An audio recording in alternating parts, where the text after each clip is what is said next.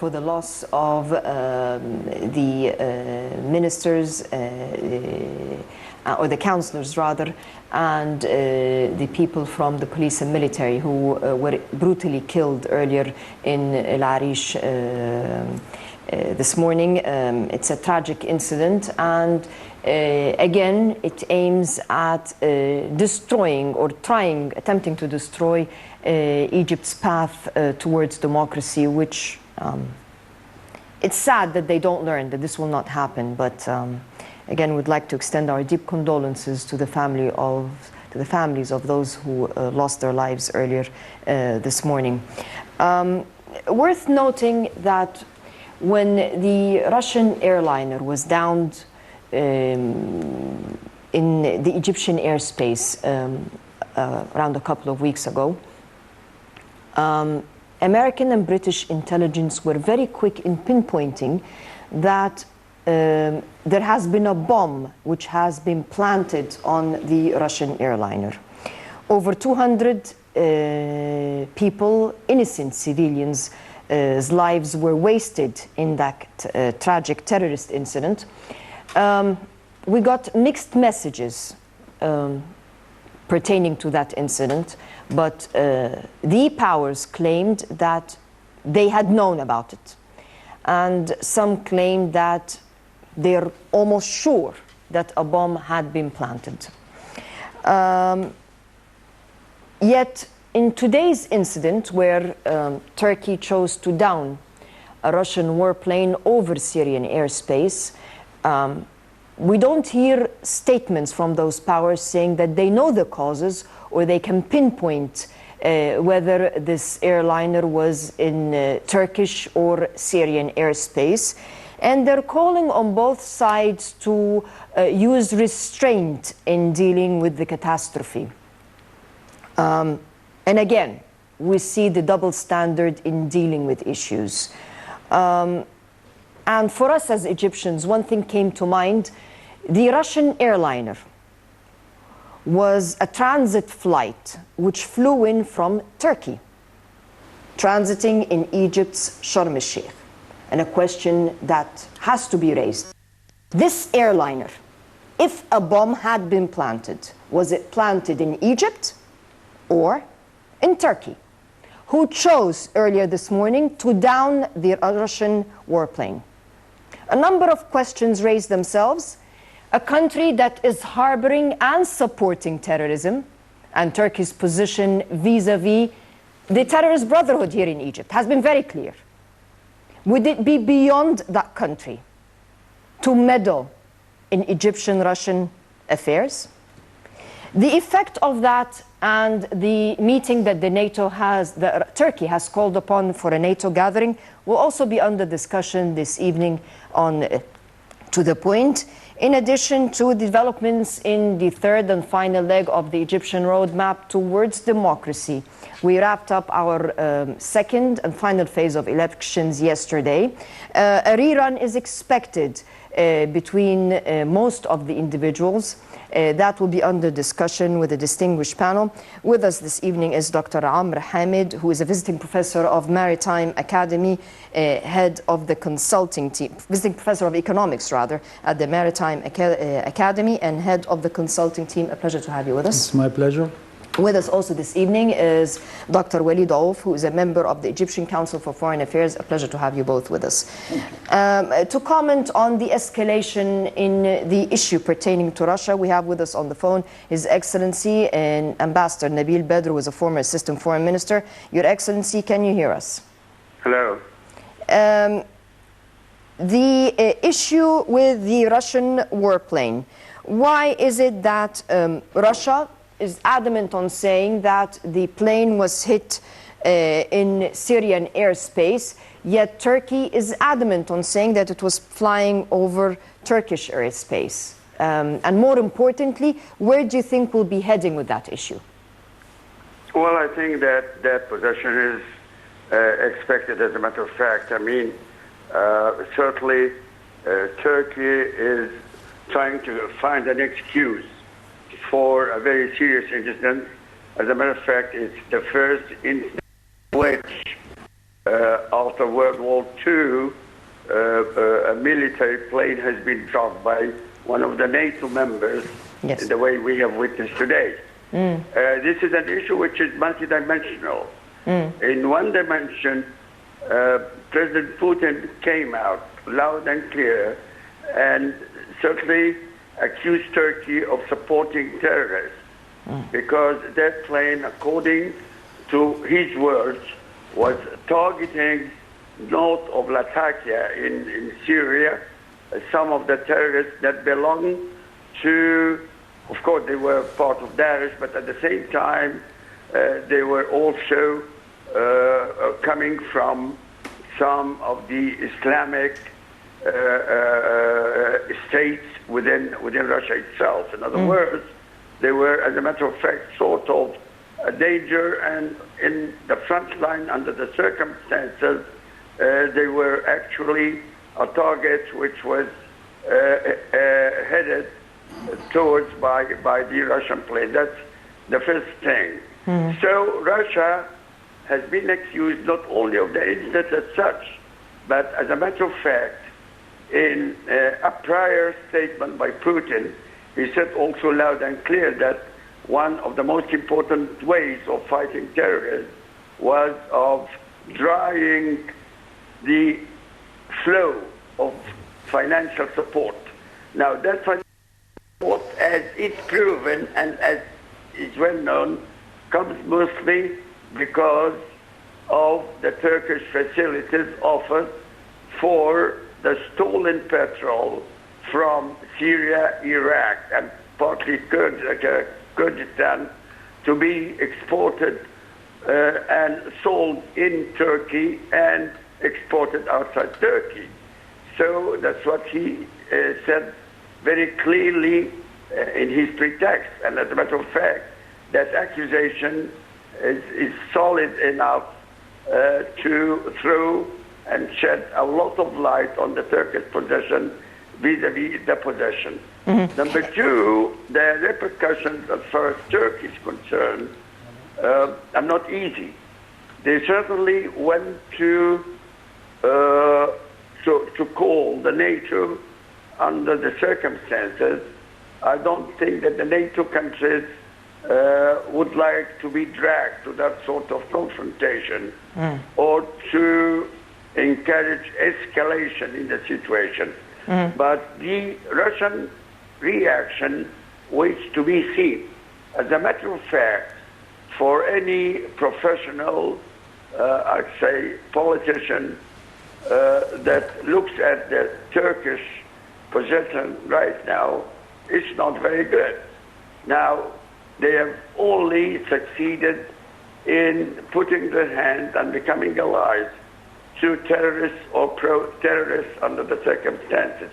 Two, the ambition which they have raised loud and clear and tried to solve in this part of the world, in quite clearly the Middle East and in some Arab countries, and to serve them to some of those that call themselves pro-Islamic whatever, has proven to be false. They want Europe and to want to join the European Union if they can. At the same time, within the Arab region or the Middle Eastern region, all that they have done was to distribute help, disintegration of these countries, allying themselves with terrorism and so on and so forth.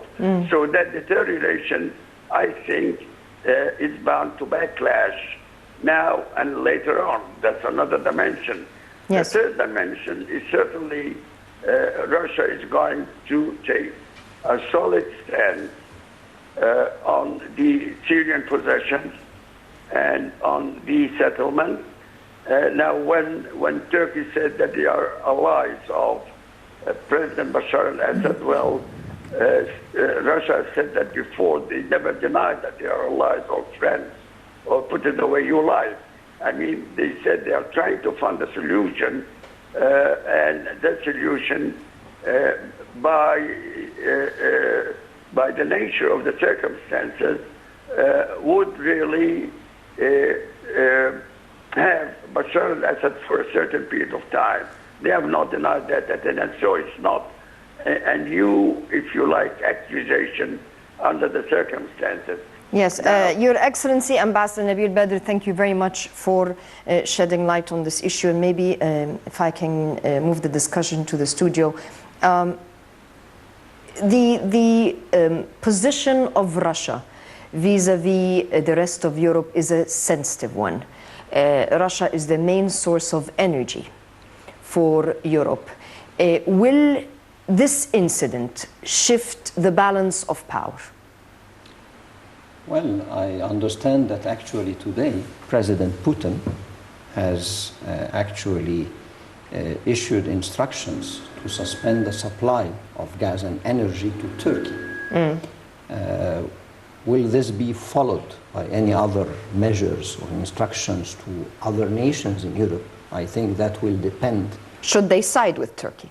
That will depend on how things are going to evolve. But I mean, the action and the position against Turkey has been immediate. In addition, of course, to the suspension of military collaboration that was somewhere there between Russia and between Turkey. And of course, the warning to Russian citizens about the security situation in Turkey, and that will have an impact, of course, on the tourism from Russia to Turkey and will have economic implications. President Putin has clearly stated today that there will be serious implications, and I think that the implications will come in different phases. We have seen today some immediate announcement, some immediate actions, but I think we should be prepared to more actions. I don't think this incident will pass smoothly from the Russian end. Will the Russians, because quite frankly, the world is always very good at putting pieces of the puzzle together when it comes to this part of the world, even though sometimes the puzzle ends up looking funny, but they always do this. When it came to this incident of the airliner that was downed in Egypt, immediately reports, even before, while the investigative committee is still going through the investigations, Britain and the United States came out with solid statements, especially Britain, that they know there was a bomb planted on the plane. Can we link the two incidents, that a couple of weeks ago, an airliner which was transiting from Turkey in Egypt was downed, and today, bluntly, a Russian military airliner has been shot down? Can we link the two incidents? Okay, let me first, before going into the link between the two incidents, I would like to refer to the press conference tonight shared by President François Hollande and Barack Obama. And the very first question during the press conference was addressed by, I think it was the Reuters reporter, and she asked both of them, what do you think about the Russian aeroplane being bombed by the Turks? And I think that President Obama gave a very wise answer. He says, why don't we just leave it to both of them to decide what they want to do? But apparently it was shot down within, it was very clear, according to what Obama said, that it was shot down in the territories of Turkey. And he says, I would leave it to the wiseness of the Russians, how they want to handle this with the Turks. So this is one thing. Coming to your question about linking the two incidents together. But the Pentagon said they could not pinpoint if it was over the Turkish airspace or the Syrian. Because Obama was very clear today. But I'm just saying that but their military wing said they cannot pinpoint. Yeah, but this was like a couple of hours ago only, when he said it almost very clear that it was in Turkish territories, and that gave them the right. Actually, he even said it was the right of the Turks to shoot down any aeroplane within their territories, which makes a lot of sense. So let me go down to your question about linking the two incidents.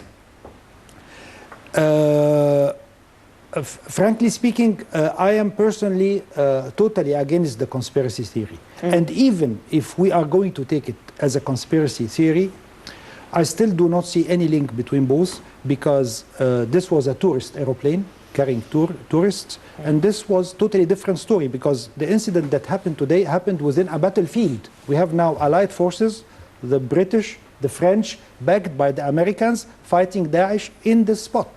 So it's a totally different story. Can you, while you're linking the whole incident, take into account that today in Egypt, President Sisi was receiving the Russian Minister of Defense. Let us put this into the equation as well. Yeah, that's a different story. And that we, but you know, in politics you cannot separate. 5 days ago we signed the Dab'a deal, our nuclear power plant. Today we had the Russian Minister of Defense, probably further going into further agreements. She's making life very difficult no, I'm not making life difficult, but we have to, it's not a conspiracy. We have to examine facts. I respect the question. That this is my... I just want you to put this into account. This is my way of saying that it's a very good question. You're relating an optimistic point of view. Please keep this in mind. Okay, go ahead. Exactly. So the idea is that let me first elaborate a little bit on what I mean by the conspiracy theory that I don't believe in, and even if it does exist, to me it looks like Al-Ahli and Zamalek playing a football game, and then Zamalek loses, so he say, oh, Al-Ahli was conspiring against me. But you know that he's conspiring against you, so why don't you play? So I mean, now let's go back again to a very famous book. It was called, I'm sure you know about it, The Game of Nations by Miles Copeland. What did he say in his book, The Game of Nations? He said that the aim of the game is not to win, but to continue playing. So we are playing a game. It's all over the world now. And we have the right to conspire too. So this is what I mean by going back again to linking. Again, I don't see any linkage in this respect, except that the two are aeroplanes.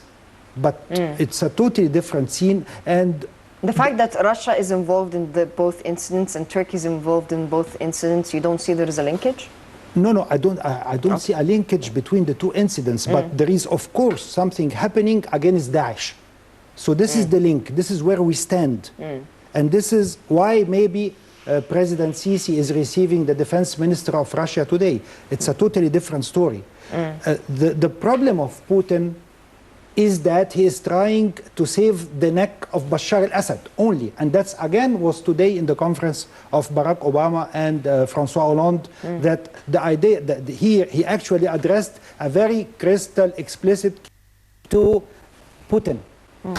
You better take your Bashar, put him anywhere in the world after he already killed 300,000 Syrians. We are willing to forgive him. Take him out, join us now. Come to the ally. He said it, the ally is still open. And he said explicitly for Russia and any other country to join the allied forces now, and let's fight Daesh. This is the idea. As simple as that. Your comment? Okay. Do you agree? Well, the matter whether I agree or I disagree, I would say there are, of course, some dots. To which extent these dots are linked or are not linked, of course, may require a deep analysis. We can make assumptions, okay? But I think in all cases we are not seeing enough proof, okay, that would indicate in a clear matter that there is a link. But in my view, I wouldn't exclude the possibility of a link, but I'm not seeing a proof on that. The visit of... There's no proof of anything yet. Yes. I mean, the whole issue is still being investigated. I'm just saying because some countries came out with statements that they know what happened. Yeah. And maybe they know where the bomb was planted exactly as well. That could be the case. That may not be the case. And trying to be objective, okay?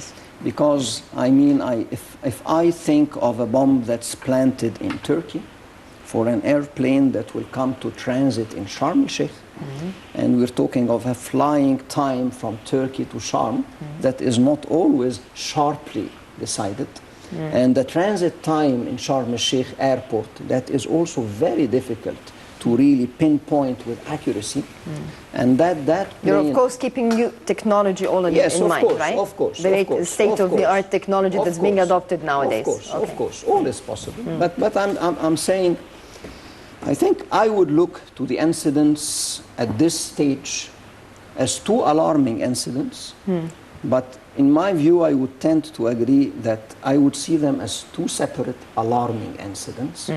Yes, there are common players, okay, or common parties involved, but I'm not also seeing this kind of link. There is one element also that we need to take into consideration if we want to talk about today's incident with the Russian military airplane.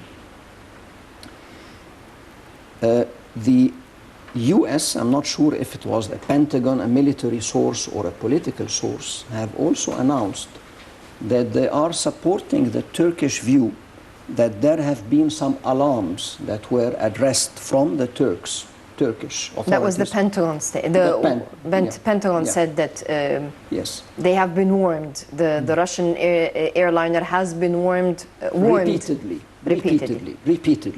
So it's obvious here there is always the possibility of an aircraft that is maneuvering. So they could have been at some point within the Turkish territory, at another point outside the Turkish territory. The Russians are saying because it was actually downed on the Syrian territory and about 4 kilometers away from the borders, that at the time it was bombed at least or attacked, it was in Syrian territories. There is a possibility during the maneuvers that it has been possibly crossing the borders. The question is, this has happened before and Turkey did not take an action.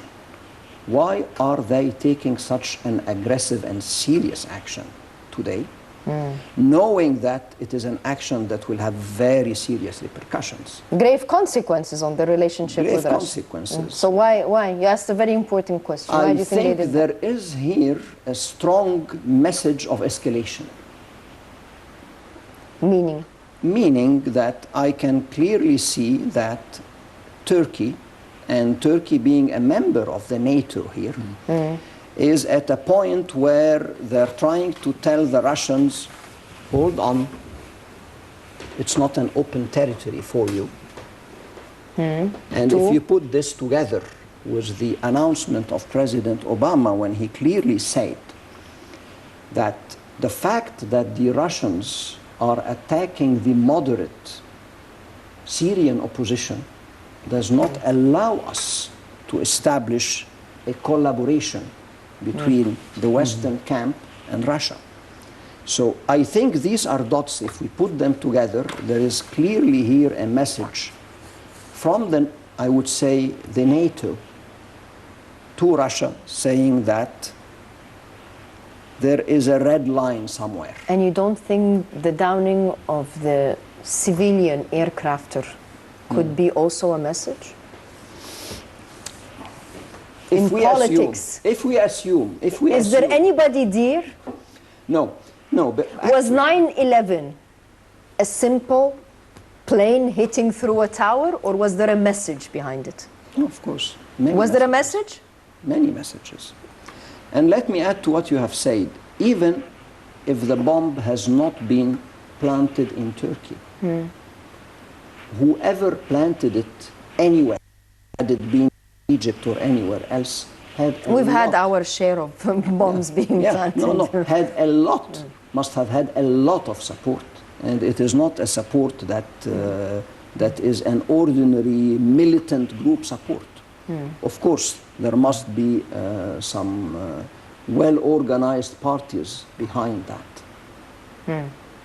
The incidents that are taking place in which we've lost tens of innocent lives in the Egyptian military and the Egyptian police, where they adopted state-of-the-art methods in killing army personnel, for example, and used state-of-the-art technology. And I'm getting this from military people that said the whole plan was orchestrated the way they entered some military camps in Sinai, for example. Is this not an evidence that you have very big powers supporting, funding, orchestrating, arming those militant groups, terrorist militant groups? There must be. There must be. What we are seeing today with ISIS and what we are seeing with such movements, the extent of financial support, logistic support, telecommunication, advanced military equipment. This cannot happen without the support of strong regimes. Okay, before we move into our local scene, Turkey has asked to get the NATO's intervention in. What do you think will be the repercussion? Because some are saying that this could even lead to a third world war. I mean, there will be really a strong division. And maybe the rest of Europe is put in a tough position here. Its interests as partners with Russia in Europe and their interest with powers like the United States, for example. Let me borrow what Mr. Walid just said, that it's Mr. Walid said it's a message of escalation. I would even take it further and say it's a message of threat. Because can anybody here imagine that Turkey would shoot down a Russian aeroplane without getting the permission of America? I don't think so. This is not conspiracy here. No, on the contrary. I said even if it's conspiracy, it's okay. Go ahead. We're all conspiring. The game is open. Let's conspire now. I mean, who's stopping us from conspiring? I wish Egypt could conspire like even Pakistan. The game is really open. Definitely. Yeah, the problem is that we're not conspiring. No, we're not. We're too busy trying to build. Exactly. That's no. We're not. We should conspire. We should have the people to conspire, like we had excellent politicians. Let's use the right term now. In the past. Yes. And I cannot recall who was the last real politician that we had in Egypt. Maybe Boutros Ghali is the last alive one. But from Boutros Ghali till now, I cannot recall really good real conspirators, let's call them, or politicians. So the threat, exactly. So when I say a bombed aeroplane, Russian aeroplane by Turkey, of course they already have the agreement, the endorsement of America before the NATO. And the support. And of course. And when I say NATO at the moment, it's already supported by USA as well. So yes, there is of course support. And the problem is very simple. Even if there is some kind of partnership between Europe and Russia, in a lot of respects, maybe some economic respects, maybe in energy, things like that, at the moment they have a conflict called Syria. As simple as that. And khalas, finish. We have on one side, as far as Syria is concerned, we have now NATO and America. They want Bashar out and they want to settle the Syrian conflict. And Russia, on the other hand, they want Bashar. So was France used for the same reason, a battleground to get France to support the battle against Syria? And I'm not talking a battle against Daesh or not, because it's really a battle against Syria. No, it's not against Syria. The battle will be against Daesh, of course. It's a battle against Syria. When the United States decided to hit at Iraq, the battle was against Iraq, not Saddam Hussein. And the victims, who are still the victims, are the people of Iraq. And now we're talking about divisions even within Iraq. It's a different story, because at that time Saddam represented the legitimate regime in Iraq, but Daesh does not represent any legitimate regime. And who is... And by the way, I was very happy that today President Hollande was always referring to what people call ISIS as Daesh all the time. All the time he was saying Daesh. He never said ISIS. And I already started a campaign on the social media to change it. Let's stop saying ISIS, let's call it NISIS with an N at the beginning. Instead of ISIS, let's call it NISIS, the non-Islamic state for Iraq and Syria. Well, when you say non-Islamic state, this NISIS, are they Syrians in NISIS? Because to my limited understanding, it's a cocktail of nationalities, and maybe the minorities happen to be Syrians. And Europeans. They already include a lot of Europeans and Canadians and Americans and Asians and a lot of Arabs and some Egyptians. And Iraqis. So before we go, do you think the issue will escalate, can escalate into divisions between Europe and the United States? Europe and the United States? Do you think Europe will side up with Russia? No way. I don't see it. I don't see it at all. It was crystal clear today. I mean, why Hollande take the aeroplane and fly just a few days after the incident of Paris? He takes the aeroplane and flies to go and kiss the hands of Obama. And tomorrow he's taking the message from Obama and flying back to Moscow to try to convince Putin to change course. Will Putin change course? Of course. Will Putin change course? Dr. Rauf. A very difficult question. A very difficult Can he question. afford to change course? Taking his interests in Syria. I don't think he would afford to change course. I don't think he would afford to express the position of a change in course immediately. And I think if Russia was to consider any kind of change of course, there should be something in return that is very obvious and very clear. The importance of Syria to Russia is, after all, that it is a strategic ally to the Russians. It's the only place where Russia has an actual military base, okay, in the region, and a strong foothold, and Russia will not let go of this easily. I think the next period is going to be very tough, very challenging.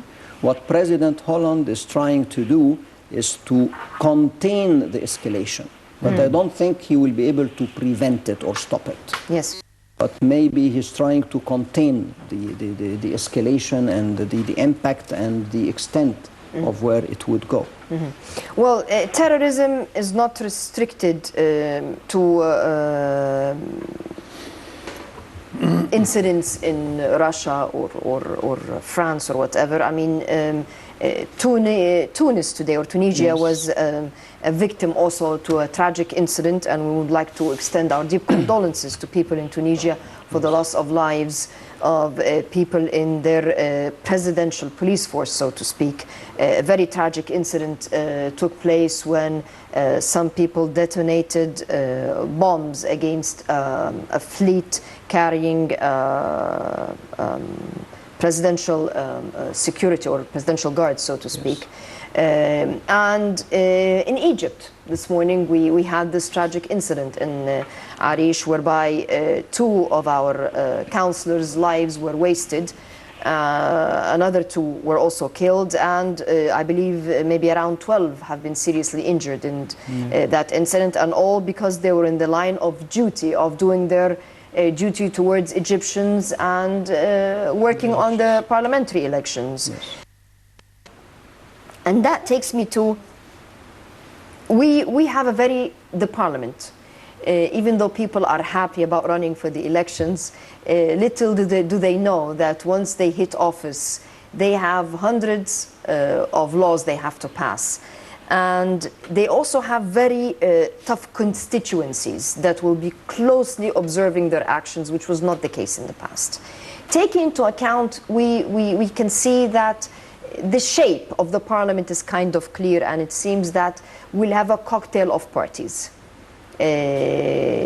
so to speak. Will they be able to put their political differences aside and work together towards the interest of the country? Do you think this will be done? Again, I don't see that much political differences inside the parliament.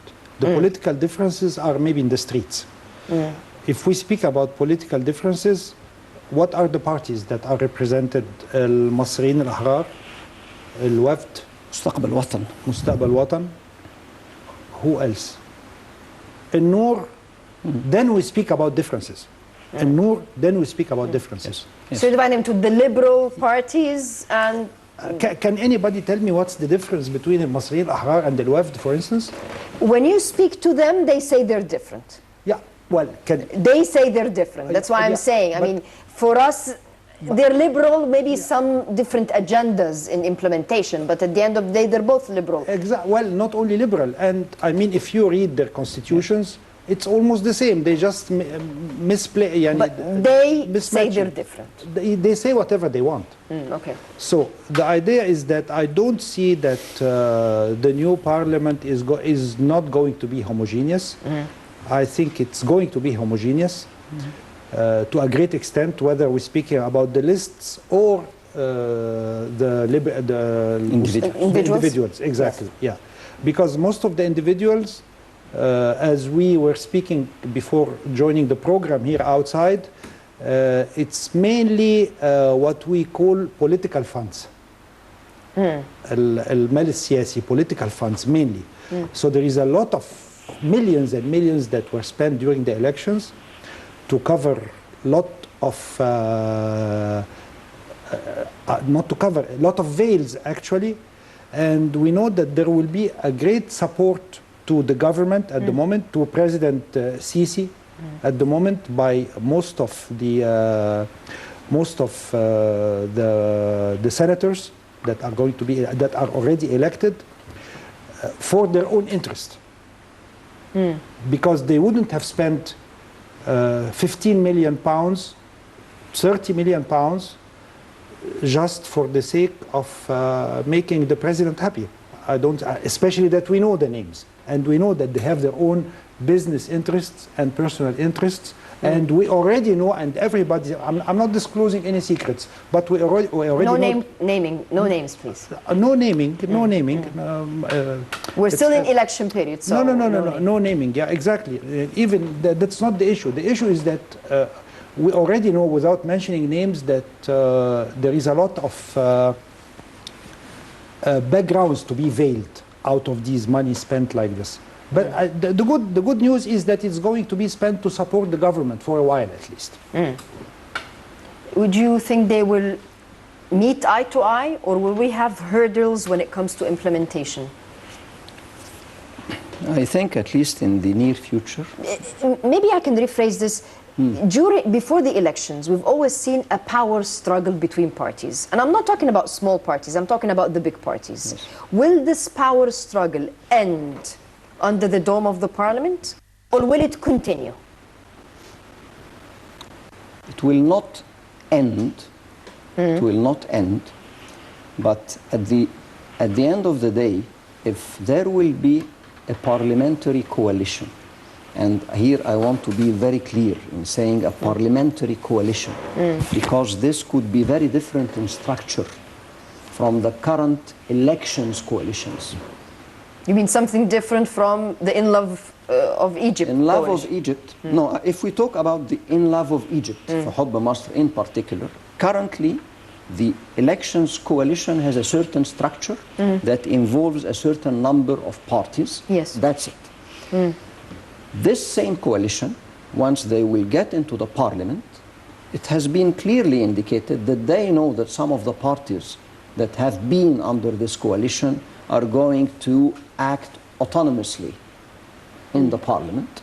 But at the same time, the في حب مصر, the In Love of Egypt, are very confident that they will be attracting other parties, and they are focusing here on the individual members who will be joining the In Love of Egypt as a parliamentary coalition. Yes. And they have clearly spoken repeatedly about their expectation to have about 350 parliament members, and here we're talking of a good 60% or more than that.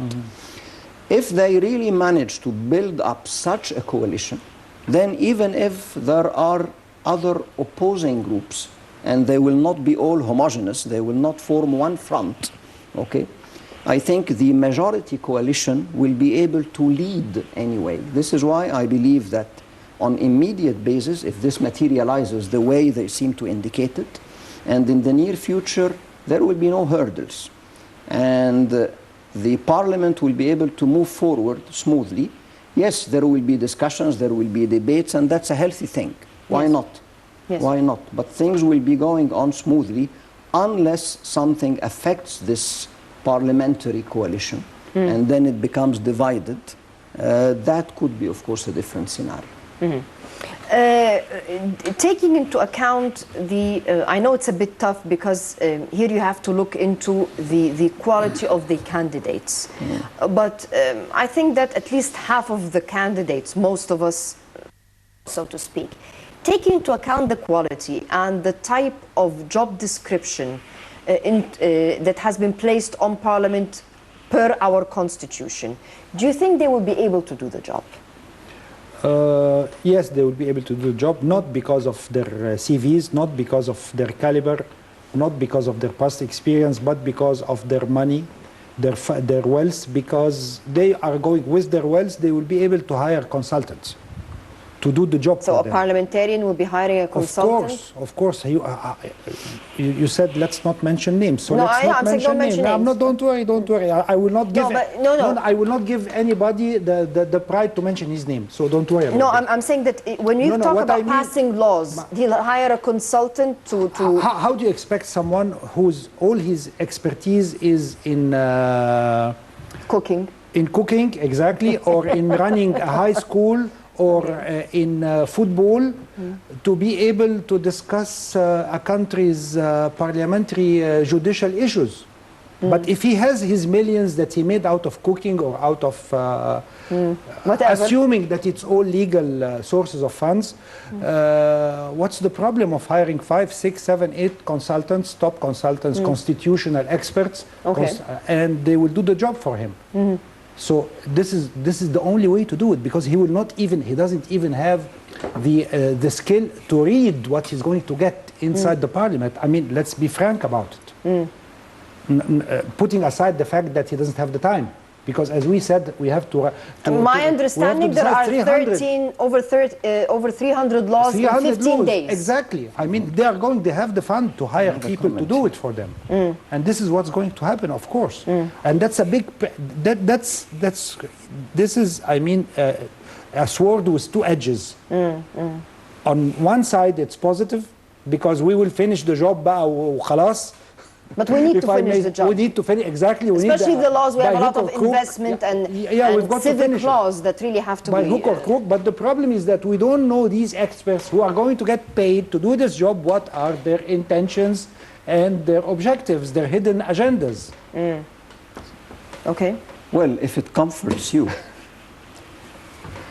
it seems apparent that actually the 500 laws, I think they're 500, they're not 300. I heard just over 300. Well, the hundreds of laws Yes, okay. are going to be approved without examination. And that has been clearly announced by the General Coordinator of the In Love of Egypt as a clear statement. And if they manage to get the majority that they're speaking about, then this is how it's going to be. Okay, Those there's laws... Option, yeah. this is an option, but there's another issue. The current government is right now... They don't need consultants. That's even worse. But Gentlemen, the current government is right now putting together a program which it has to present to Parliament to approve, and this will decide on whether they will continue or not. Will they get a consultant to examine the program as well of the government? No. Yeah, You don't like the consultant idea? no, it's just another option. I mean, I understand, what Mr. Walid said is also another option, of course. Yeah, maybe. But do you think this will be done in the government program? What exactly will be done? The government will be presenting to Parliament, this is our vision and our plan. Yes. It will be approved. It will be approved. I mean... Even though you have very tough opposition right now, most of those political parties really are against the government. Or is But this what all... is their weight? What is their weight in the Parliament? This is what we have to look at. Yeah, if you spend 15 million pounds to gain the seat, are you going to take the risk that you lose it after 2 weeks of joining the Parliament? No way. You're going to sign. You're going to approve it, of course. What kind of qualifications do we need for the head of Parliament? This is a very tough in Egyptian history. And we're in KG1 of democracy, so to speak. So it's a matter of trial and error. Even if we talk about the elections, the campaigns during the parliamentary campaigns, political parties have to do a lot. even to spread awareness about who they are, what they do, what their ideology is. I mean, we still have a long way to go. But the head of parliament, even if a parliamentarian does not have the experience, the head of parliament has to be an experienced person. What kind of qualifications do we need? Can I mention a name here? No, you can't mention a name. Well, you can I have to mention a name here. No, I'm sorry, you can't mention a name. Okay. An ex-president who was the president of Egypt just before Okay, President you mentioned Sisi. the name here, and this is, what kind of qualifications do we need? Okay. If we're in the KG, So you need someone with a legal background. well, actually, if we look at our history, And it has the all- personality. And the personality. If we look at the history, in predominantly someone with a strong legal background. Okay, in the last, I would say, 40 years, maybe, something like that. Yes. But if we are, as you said, in the KG of democracy, We are. yes, I agree. I agree. We're still trying to find Of course. the Yeah. right formula of Egyptian democracy as We're well. making our first steps. Definitely. I fully agree with that. Yes. Then we should be making steps on a democratic path. And I think and I sincerely hope that the new speaker will be one of the elected candidates. I would like very much to see the speaker of the next parliament an elected candidate, not an appointed parliamentary, with all my respect to those who are going to be appointed, Yes. to the value they will add to the parliament. But the speaker in particular, I would very much, as an Egyptian citizen, Yes. wish to see him one of the elected people. Okay. If I would speak, I would really speak of the profile. And when you say this, you can envision, because we know the prominent parliament people that have been running, you can see one of those people in that position. Very difficult. Yeah. You're contradicting yourself. It's very No, difficult to see Mr. someone, He's but not at the same contradicting. time, you want someone from those elected to be in place. He is a utopian. Mr. Walid is a utopian. Really, he's a utopian. Okay. Yes, so there is no contradiction. The theory is 100%. I fully endorse him. So But he this is doesn't, he this is sees them, he doesn't think, but at the same time, he thinks the one of It's them should be utopia, yes, it's utopia, but we don't have it. No, it's not, because it cannot. It cannot be so utopic, okay? But I would say it would be very challenging, Yes. because the profile that we need for that position, and I'm not really looking at the background in terms of education, whether it has been in law or in politics Or in medicine, whatever. or Yes. whatever, I need to look to the profile of a statesman, Yes. a person who would have The authority to run. the authority to run, the charisma, the track record, Yes. the political experience. And sometimes it does not come with education. It's an inbuilt thing. It's a character. Not for this position. Especially that the background is not really legal. It should be more like judicial and constitutional. Okay. More than legal. Okay. This is very important. Gentlemen, unfortunately, our time is up. I'd like to thank you both for your fruitful input. And it's tough. It's not easy. Yes. But let's go back to 5 years ago, maybe, and see where we have reached today. Even though it's tough, but we can't say we haven't made strides. 5 years ago, you would not have been in the studio discussing things that way. No. So definitely we made some strides, but there is a price to pay for freedom. And that is what we have to pay for some time, unfortunately. I fully agree. I'd like to thank you both for your fruitful input. I'd like to thank you, the viewers, and maybe I'll say something which I keep saying whenever I appear on air, and that is the bomb which you're supporting, the organization which you are funding and training. Terrorism has borders. They'll plant a bomb here, and this sister will be planted at your end. And on that note, I wish you a very pleasant evening and good night.